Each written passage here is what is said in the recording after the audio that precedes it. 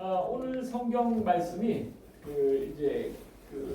아까 공연절이라고 보통 에피파니, 그래서 이제 하느님이 자신의 모습을 드러내셨다라는 그 에피파니라는 그 공연절인데, 이 공연절에서 이제 2주가 되는 주죠. 오늘이 두 번째 주입니다. 그래서 그리스도교에서는 이제 오랜 전통입니다. 한 2000년 된 전통인데, 예수님이 이제 탄생하신 다음에 그 예수님의 그 모습이 드러나는 거, 그런 거를 이제 한 4주 정도 이렇게 공연절 기간으로 이제 지내는 거죠. 그래서 이 기간에 예수님에 대해서 그분이 탄생하신 것이 어떤 의미를 갖고 있는가를 이제 묵상을 하는, 좀 영상을 하는 그런 시간입니다.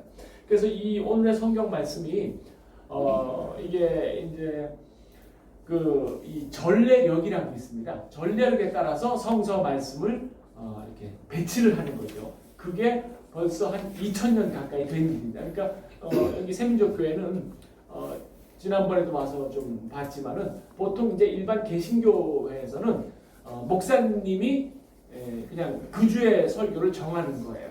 그래서 그 주에 이제 시의적절한 설교를 정해서 오늘은 왠지 뭐 이런 걸 정하는 거예요. 성서 말씀이 나오기 때문에 이번 주에 뭘 할지를 전혀 모르는 상태에서 가죠. 그렇지만 이제 카톨릭이라든가 제가 속한 성공회라든가 아니면 뭐 정교회, 그리고 이제 몇몇 뭐 개신교회도 기장 같은 교회, 또 감리교 이런 교회에서는 아주 전통적인 이 오래된 전통을 유지하는 거죠. 따라서 매주 성서 말씀을 내가 골라야 하는 법이 없으니까 좀 편하긴 하죠. 주어진 성서 말씀이 있으니까. 그래서 그런 성서 말씀이 있는데, 이게 어떤 때 보면은 아주 재미난 말씀들이 이제 걸리는 수가 있어요. 그렇다면은 돌아온 탕자를 맞아들이는 아버지의 이야기. 그러면 할 말이 굉장히 많습니다. 우리 다 돌아온 탕자잖아요. 그렇죠? 그런데 오늘 말씀은 사실은 이게 뭘 끌어내기가 좀 힘든 말씀이에요. 그래서 오늘 이야기를 좀 제가 풀어보도록 하겠습니다. 오늘 예수님을 이렇게 보시면서, 세례받으러 오신 예수님을 보시면서 세례자 요한이 얘기를 하는 거예요. 세상 죄를 지고 가는 어린 양이 오신다. 그러면서 그 다음에 하는 말을 한번 보십시오.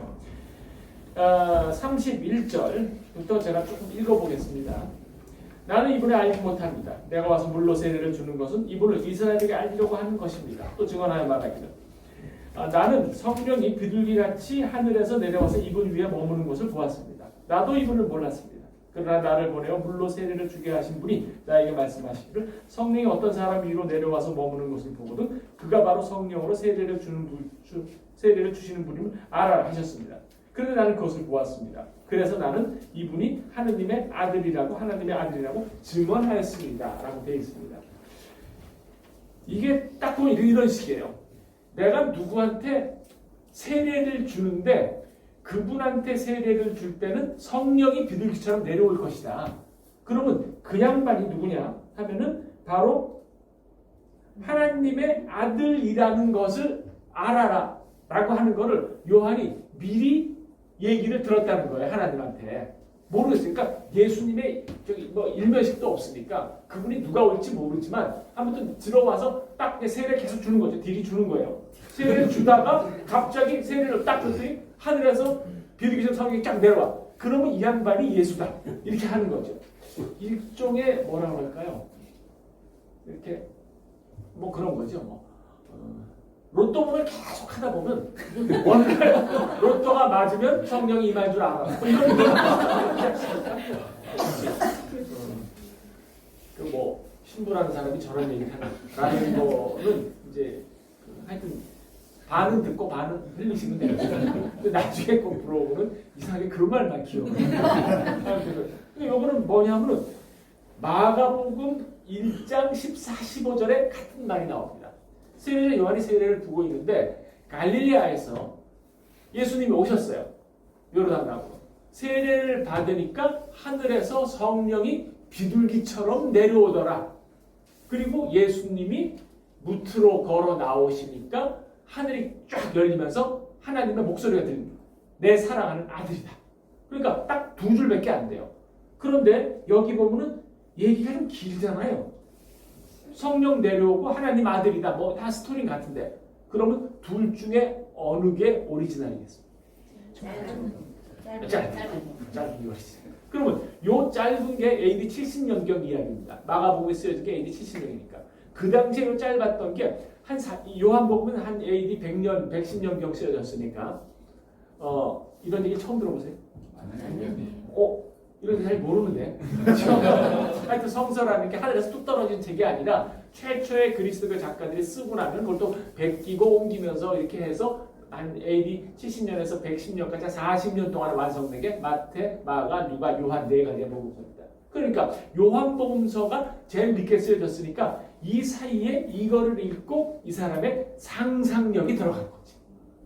그때 이런 일이 있었을 것이라고 얘기를 하는 겁니다. 그러니까 요한이 세례자 요한이 성령이 내려오면서 비둘기처럼 내려오더라 라고 하는 거는 마가복음에 실어라. 그리고 그때 이러한 앞뒤 얘기가 있었다 라는 거는 요한복음에 실어라. 그래서 두 개의 버전을 얘기를 한 게 아니에요. 이런 얘기를 갖고 누군가 뒤에 이야기를 만들어낸 거죠. 이게 상상력입니다. 그러니까 우리가 갖고 있는 역사가 그렇습니다. 예전에 어떤 역사가 있잖아요. 그 역사가 우리한테 조회해주는 정보라는 거는 대단히 절약적입니다.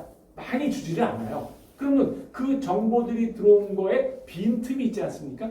그 빈틈은 뭘로 채워내야 하냐면 우리의 상상력으로 채워 넣어야 합니다. 그렇게 하면은 사실이 더 사실처럼 여겨지죠. 그래서 이 중에서 신부님이 언제부터 재미난 말씀을 하시나 궁금하신 분이 지금부터 시작합니다. 저희 어머니 아버지 저희 어머니 아버지가 무슨 얘기를 하시려면은 저 어릴 때 한 100년 전이죠. 제가 어릴 때 얘기를 하려면 저희 어머니 아버지는 일제시대를 겪으신 분이고 그리고 해방, 6.25 그리고 4.19, 5.16 겪으신 분이에요. 그러다 보니까 무슨 얘기를 하나 하려면은 얘기가 그때부터 시작되는 거예요. 무슨 얘기를 한다. 그럼 아버님이 항상 저한테 하시던 얘기가 야, 너는 세상에 태어나지 못할 뻔한 아이다 라는 말을 하잖아요. 그럼 그 말의 배경을 한 20-30분 동안 얘기를 하셔야 돼요. 어떤 일이냐? 6.25가 터졌습니다.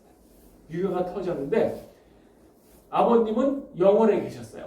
아버님이 한전에 계셨기 때문에 영월의 발전소에 계셨고 그리고 어머님은 서울에 있었죠. 근데 인민군이 내려오니까 어머님이 우리 형은 등에 업고 그때 형이 49년생이니까 몇 살이에요? 그렇죠. 등에 업고 그리고 큰 누님은 45년생이니까 손에 이렇게 하나 안고 이렇게 손을 잡고 그리고 겨나리 보찜 메고 그리고 저기 고향이 어디였냐면 상주였어요. 상주 외할머니 댁으로 내려간 거예요.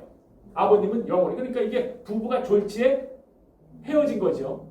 그래서 그렇게 있다가 아버님이 너무 걱정이 되니까 보나마나 상주로 내려갔을 것이다. 그래서 아버님이 영월에서 출발을 합니다. 내려가요. 그리고 어머님이 상주에 있다가 그래도 죽더라도 남편이랑 같이 죽어야 되겠다. 그래서 상주에서 애를 끌고 업고 올라갑니다. 쫙 올라가다가 기적적으로 만났어요. 그 만난 곡의 이름이 마차리 곡이라는 거예요. 그래서 얘기를 하는 거예요. 그러면서 아버님이 하는 얘기가 그거예요. 그날따라 만난 날따라 비가 왔겠습니까? 안 왔겠습니까? 비가 왔어요. 그리고 그날따라 고개를 넘어가는 사람들이 많지 않았겠습니까? 누가 할아버지도 힘든 상황이에요. 그리고 마침 그 순간에 아버님이 화장실 가고 싶은 건 참았겠습니까? 안 참았어요. 참았어요. 그리고 저쪽에서 어느 안악이 오는데 애를 업고 나오는 게 멀리서 봐도 이게 익은 얼굴이에요. 그래서 가서 둘이 만나서 그렇게 해서 우리가 둘이 만났다. 가령 그때 비가 안 왔으면 그리고 내가 화장실을 갔으면 너는 없다. 이렇게 내가 없다는 얘기를 하기 위해서 아주 긴 시간을 얘기를 하는 거죠. 그래서 저는 어릴 때는 그 말을 다 믿었어요. 실제로 그날 비가 왔구나. 근데 나중에 이제 나이가 들어서 또 성서하고 공부하다 보니까 뻥일 가능성이 있다. 이를테면 어머니가 와서 아버님이 이제 그 영월 발전소에 계셨으니까 발전소에 사무실을 와서 만났을 수도 있고 아버님이 내려가서 만났는데 그 거기에서 뭐 기가 막히게 만나서 뭐 이게 뭐 소설도 아니고 그런 생각이 좀 들었어요. 들어가서 이거는 좀 뻥이다 그런 생각이 들었는데 제가 이거를 놀라운 일이 있었습니다. 언제냐면 제가 이제 수녀원에 가서 강의를 하는데 제가 뭐 수녀님들 이제 카톨릭 쪽에서 강의 많이 하니까 수녀님들 강의를 하는데 어느 선생님이 딱 듣더니 딱 손을 듭니다. 왜 그러니까 영월에 마차리 꽃게가 있다는 거예요. 실제로 영월에 어떻게 아느냐? 자기가 영월 출신이야. 마차리 고개. 그러니까 아버님이 가다가 어머니를 기적적으로 만난 마차리 고개가 있는 거예요. 그러니까 사실을 확인하는 거죠. 그러니까 거긴 두 가지 사실이 있습니다. 뭔 사실이냐? 어머니 아버지가 6.25 때 만났다. 마차리 고개다.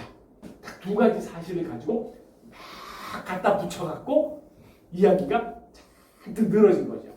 그렇죠? 그러니까 지난 역사를 보면은 역사에 아주 다양한 점들이 있는데 그것들이 우리한테 전해주는 정보라는 것은 굉장히 빈약하고 그리고 우리한테 아주 그 최소화되어 있습니다. 그러니까 거기에다가 무언가 이야기를 덧붙여야지 더욱더 사실처럼 되는 거죠. 그래서 우리 뭐 팩트 체크라는 말 들어보셨죠? 그러니까 지금은 다 팩트 체크예요. 팩트 체크라는 게 실제로 팩트를 체크하는 게 아니라 실제로 있었던 일을 사실만 정리하는 거죠.